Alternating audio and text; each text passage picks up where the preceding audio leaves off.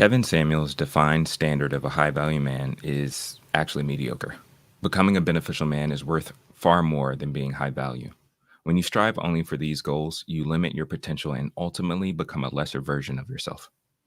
What's up, Black Man? I'm Jamal Calpin, and welcome to the Beneficial Black Man channel, where we focus on overcoming gray mediocrity to become beneficial for our community by discussing faith, creativity, personal development, and mental and emotional health management.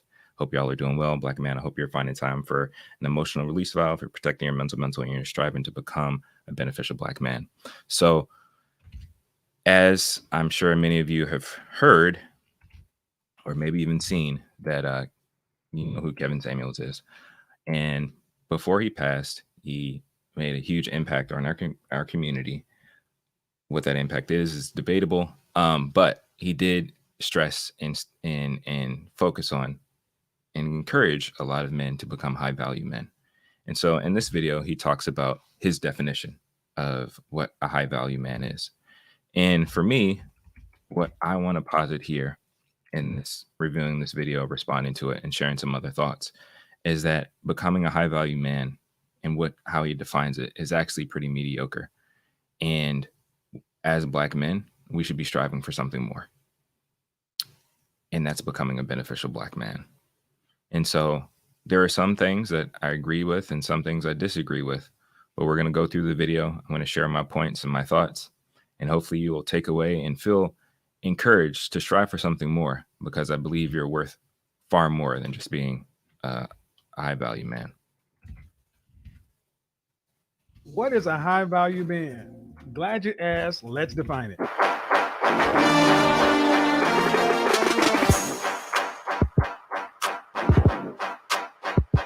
Welcome back. For those of you who don't know, my name is Kevin Samuels. I'm a professional men's and corporate image consultant. My job is to make sure my clients look good, smell great, and are the best version of themselves each and every day. But who are we kidding? The reason you're here right now is because the term high value man seems to be everywhere. Full disclosure, I didn't create the term, guys. High value man has been with us for a long time. I have just put my own unique spin on it and kind of popularized it, and it has kind of gone viral. But here's the thing. So many people are talking about high value this, high value that. And many times they're actually talking about me and saying as though, well, Kevin said this or Kevin said that. And many people are getting it 100% wrong. So in an attempt to make sense of all this, I want to give you guys the simple 6 basic principles that I define as being high value. Now, again, you don't have to agree with what I'm saying, but this is what I'm talking about when I'm saying a high value man. So your mileage may vary, your opinion is your opinion, but when I'm talking about it, this is what I'm talking about. So let's get it started. First of all, let's go over some basic definitions. High, great, greater than normal in quantity, size, or intensity. Value, the regard of something held to deserve, the importance, worth, or usefulness of something. And man, an adult human male. So when you put all that together, what do you have? An adult human male that's greater than normal importance or usefulness to what? The group. Basic economic principle states that the value of something is what a market is willing to pay for it. The value is determined by what? The market. And Before we get on, the first thing I wanted to say about that, which I think is a real big issue, is him saying, the market defines the value. Big first red flag for me is that we have to be concerned and aware of what the market is defining as valuable, because the market that you may be participating in or thinking about can actually not care about you or about your community. So there are a lot of things that are considered valuable in the market that we live in this matrix, in this society.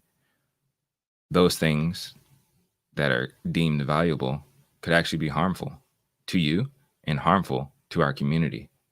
So we need to be aware and kind of wary on, why are we trying to be valuable to this particular market when the overarching market and those who are running it don't actually care about you or us as a community. When we're talking about individuals, the market is other people, men or women. So a high value man is completely determined by the market. Case in point, you can have a vehicle, a home, anything in your possession. You can hold it dear. It could be supremely important to you. But when you put it on the market decides. And there's an upper limit and a lower limit. It doesn't really matter if you think the low is too low or the high is not high enough. That's what the market is willing to pay for it. And that is its overall value. That has been with us forever. So when we start talking about that, we're dealing with people. It really throws people off because it seems so cold, so calculated. But like it or not, that's the way the world is. So let's get into this whole high value man thing. Number one, in order to be a high value man, it starts with money. Again, like it or not, I didn't put the six-figure thing out there. It's been with us since the mid 80s. And like it or not, that's where this whole thing starts. You can't be high value and homeless. So you have to make a certain amount of money. And the line is roughly at $10,000 a month adjusted for Atlanta dollars. If you live in San Francisco, LA, New York City, where the cost of living is higher than 100%, you need to adjust it. So $10,000 a month gets the starting point off for high value. Don't shoot the messenger. I'm just giving you what the world gave me. Number two. Before we go on to number two, in regards to money, this first point, sure, we understand money is important, but don't let that be the benchmark for your value or worth as a man. And I understand we're going to get later on, and Kevin Samuels kind of clarifies some stuff. But yes, it's important to have enough finances and resources to take care of yourself and others, particularly if you're married. But having a lot of money is a low benchmark for quality as a man. You can have lots of money and be a terrible person. You have to strive for something more. And being a beneficial man is challenging you to strive more. Of course, yeah, you can have money. You need money. We understand that. That's basic. Again, that's mediocre. You need to have these things. Like we need money, sure.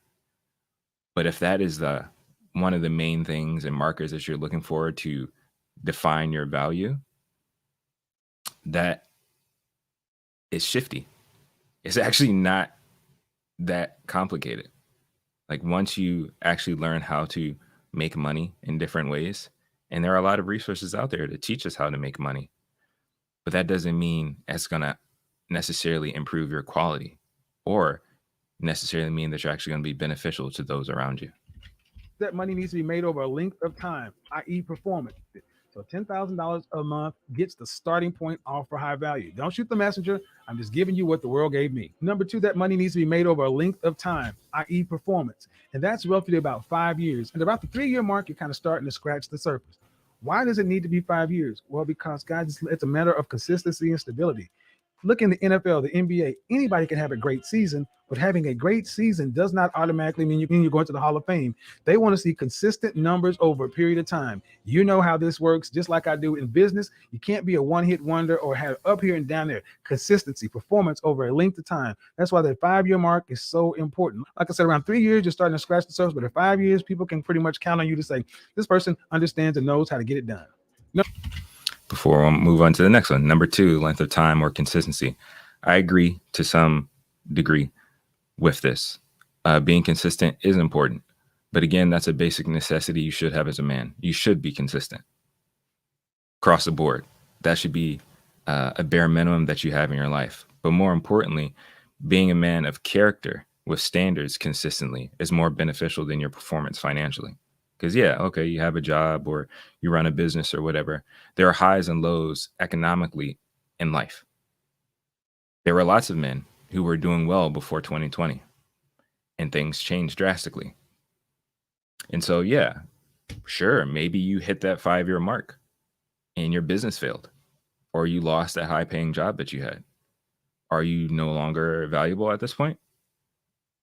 Well, the thing that matters more is having character and having the right attributes that remain and are consistent over time. So your character and resilience during tough times is more valuable than the current cash that you have.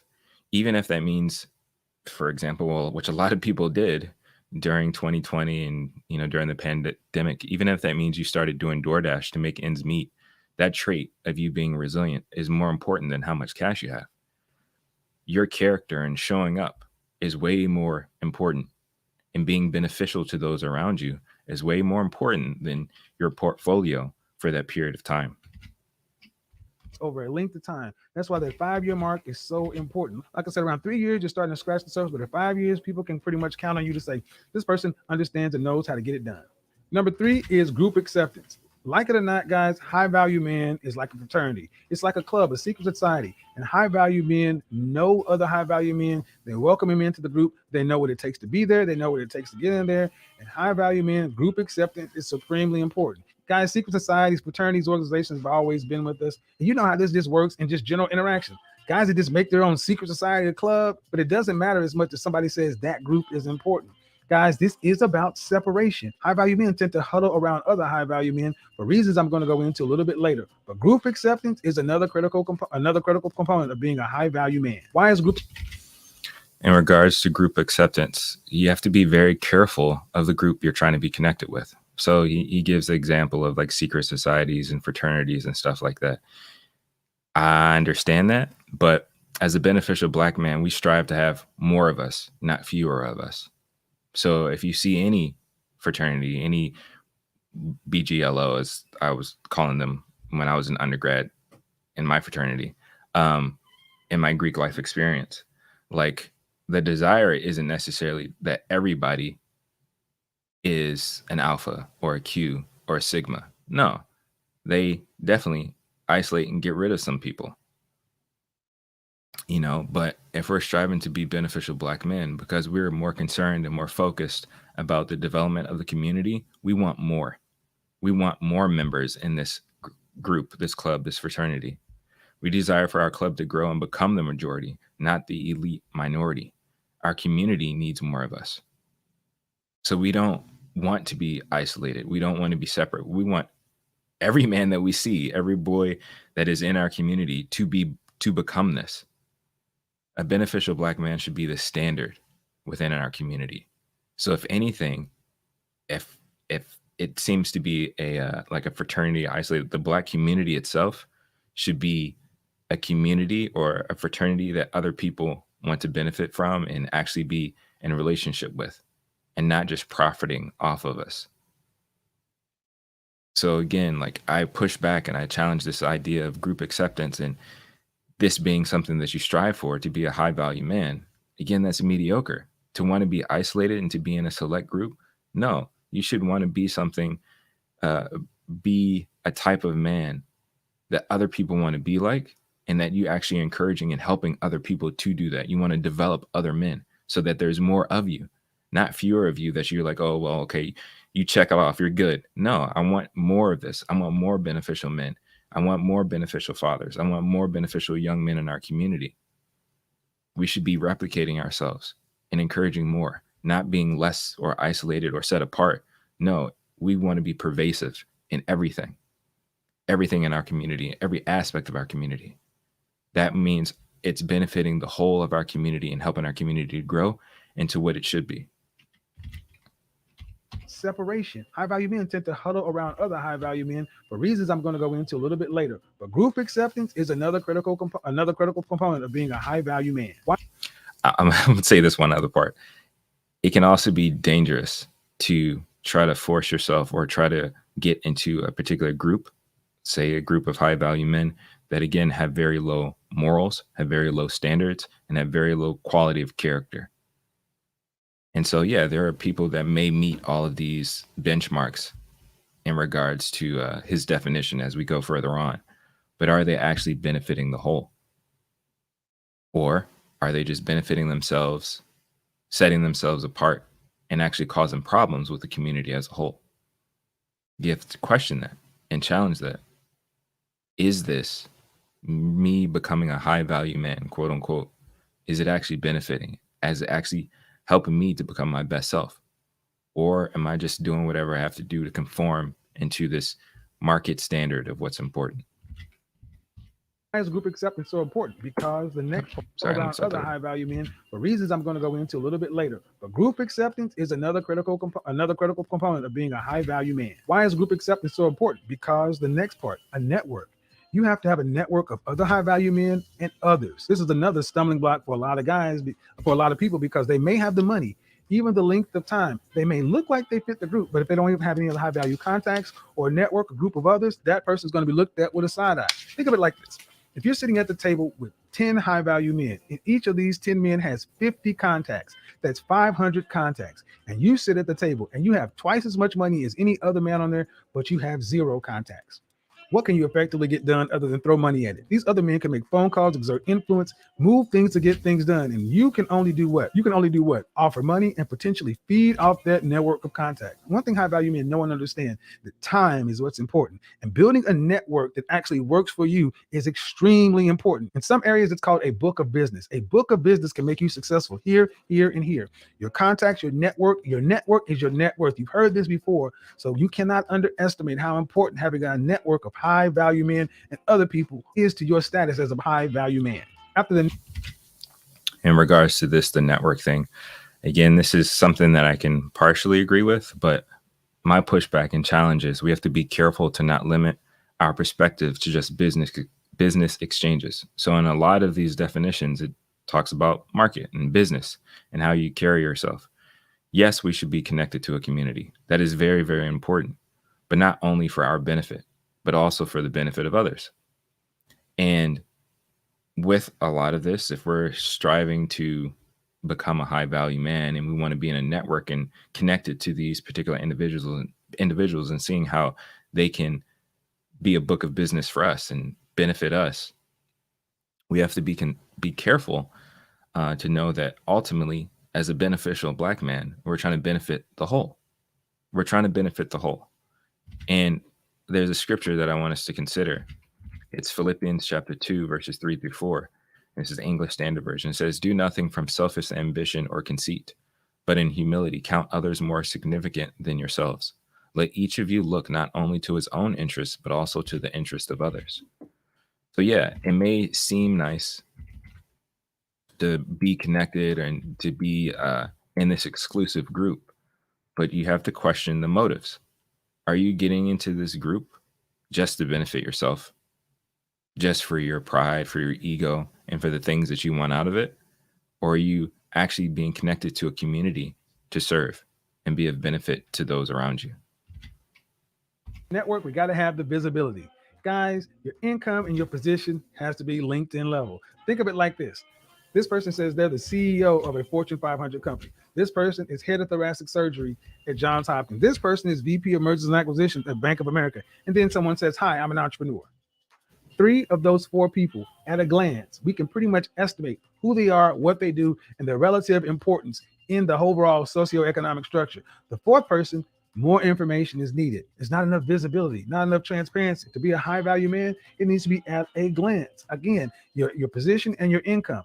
Guys, you may have a lot of money, but if it's coming from sketchy areas, no one can kind of understand where it's coming from.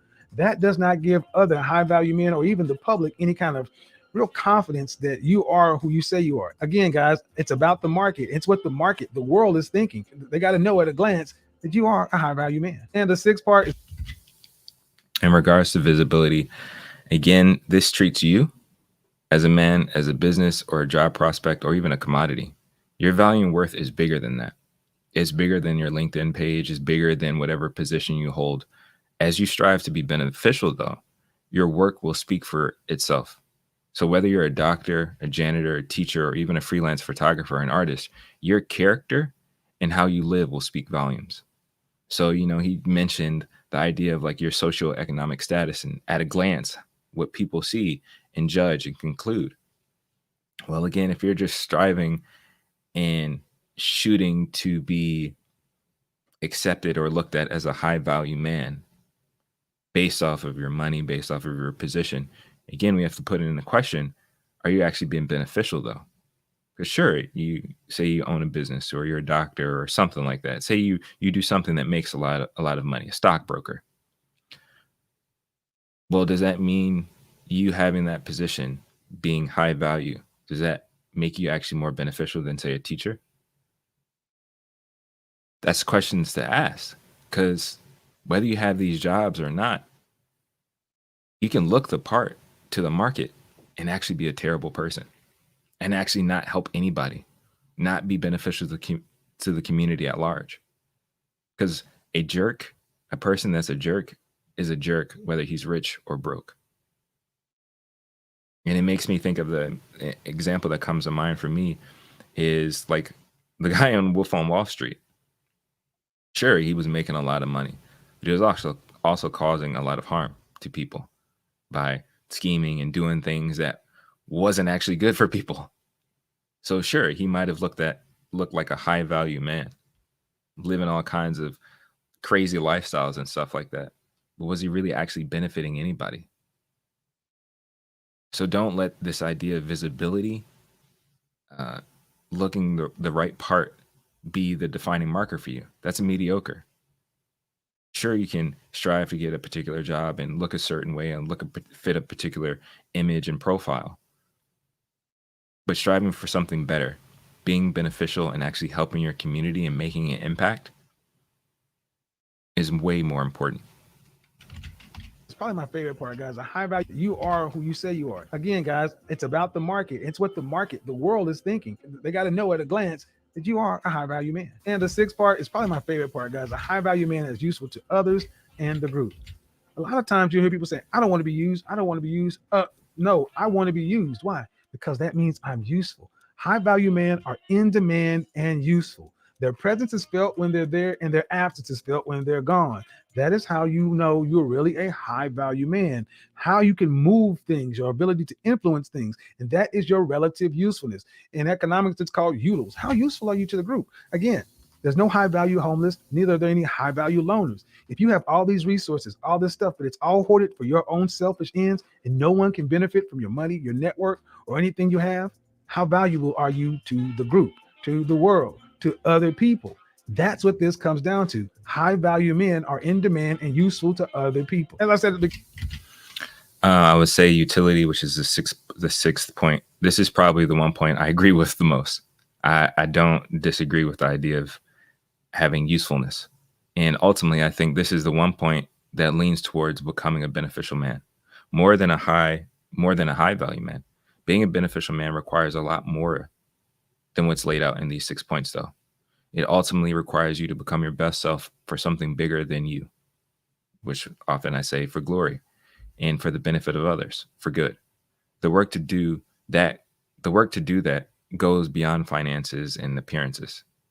It requires deep internal work, personal development, and servant leadership. So I think a lot of the points that Kevin Samuels was making, sure, they're okay. Again, like I said, utility, I think, is probably the one that I thumbs up with or support the most. But a lot of the other ones, again, are just mediocre because it's not actually helping you to become a beneficial man, becoming your best self. It's just meeting a marker to be considered important to the market. And the market changes. And the market doesn't necessarily care about you.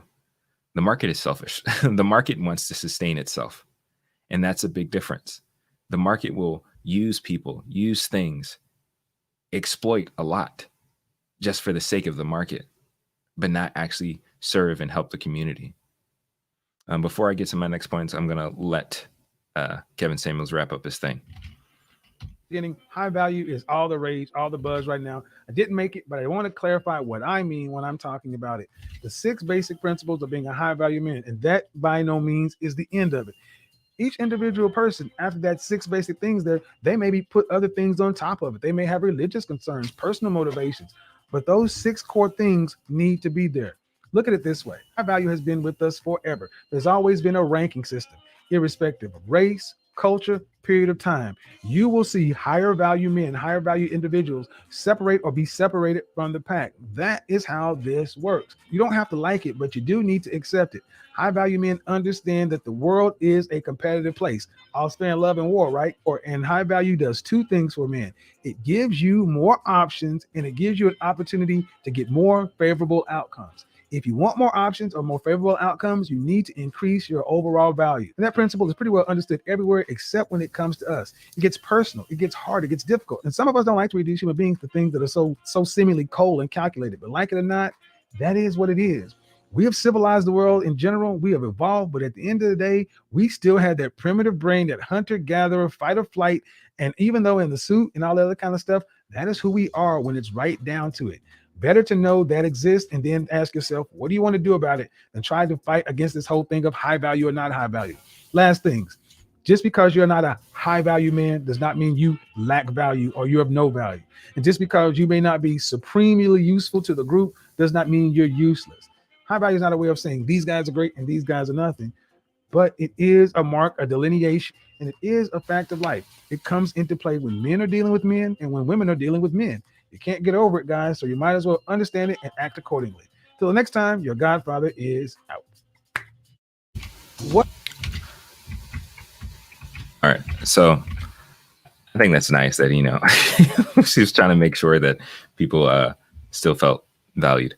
But I will say, and again, I'll challenge this idea of I really don't think Black men should be striving to be quote unquote high value men, not even based off of this definition, these 6 points. Ultimately, we should be striving to be beneficial to our community.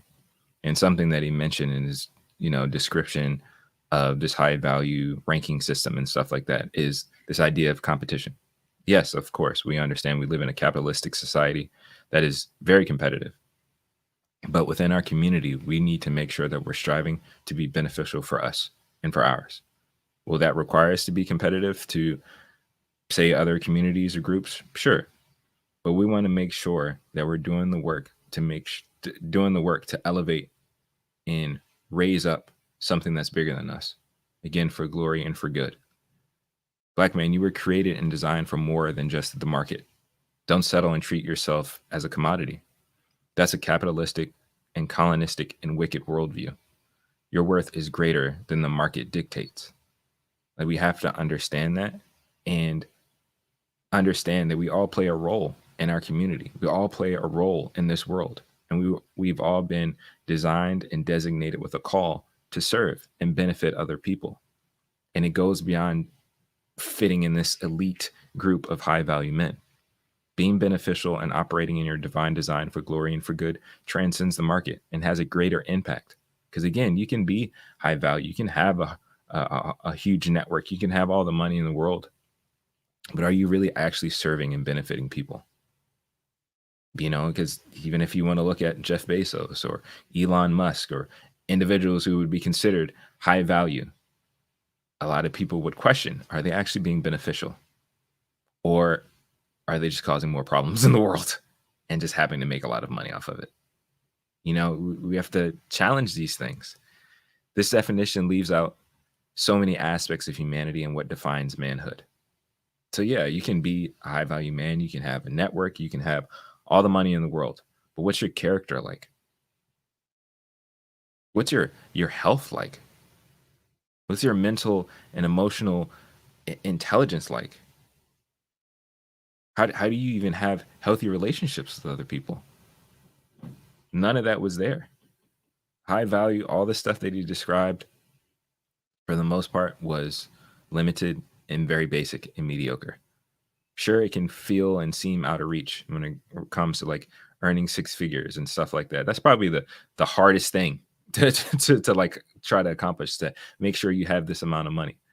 But having a network of people, making sure that you're a good quality and a good character, all of that stuff, that is way more important than fitting into an elite group. It's things that we should be striving for, because it has a greater impact on the whole and it also helps us.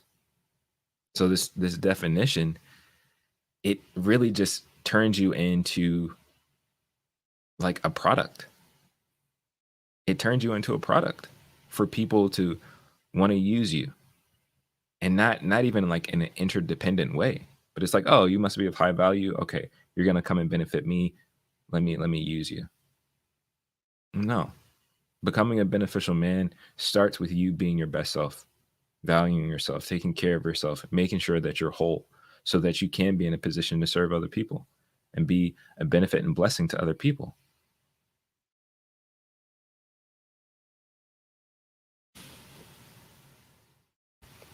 Again, this definition leaves out so many aspects of humanity and what defines manhood. If we're only striving to be high value, we greatly limit and diminish our growth as a whole person. The goal is to develop yourself so that you can be more beneficial and helpful to those around you. For many men, the idea of becoming a high value man is selfish and self-serving. You want to be a high value man so that you can have, like he mentioned, options and opportunities.